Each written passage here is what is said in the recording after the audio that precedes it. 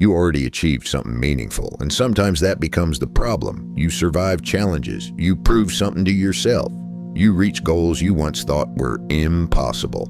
And then, slowly, you stop pushing forward, not because you lost ability, because you lost momentum. David Goggins broke the pull-up world record, but not on the first attempt, not on the second either.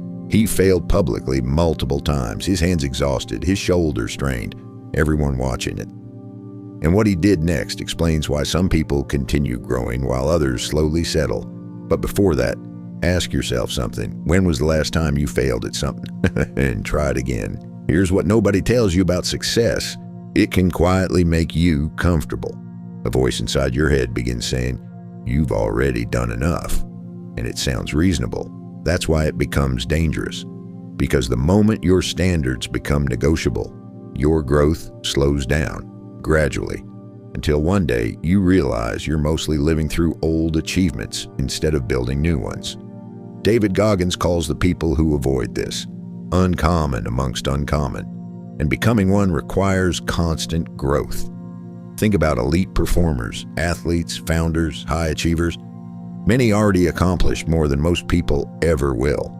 But after success, some begin protecting their comfort instead of continuing to improve. David Goggins saw this pattern repeatedly, and he realized something important. The greatest threat to potential is often comfort after success. So when he failed the pull-up world record attempt the first time, body exhausted, strength fading, everyone watching, he didn't emotionally collapse. He studied what happened, what failed, what can improve, what changes next time. Second attempt, another setback.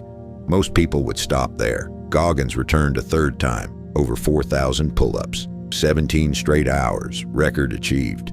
But the record itself was never the real lesson. The lesson was persistence, refusing to let setbacks become permanent.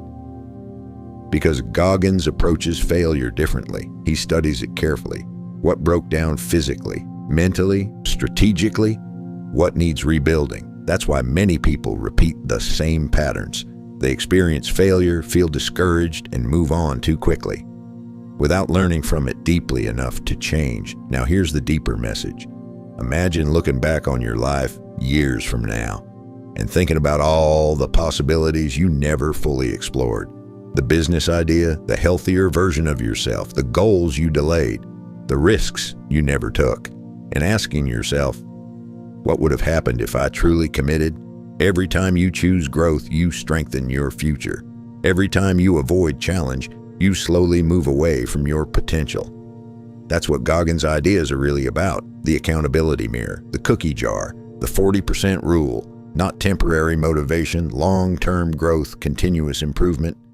So here's the final lesson. There is no final finish line. There is always another level of growth available, another version of yourself waiting to be developed.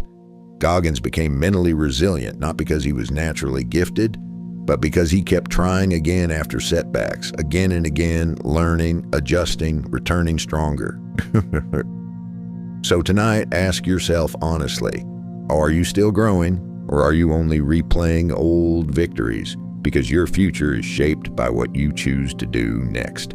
And that choice belongs entirely to you.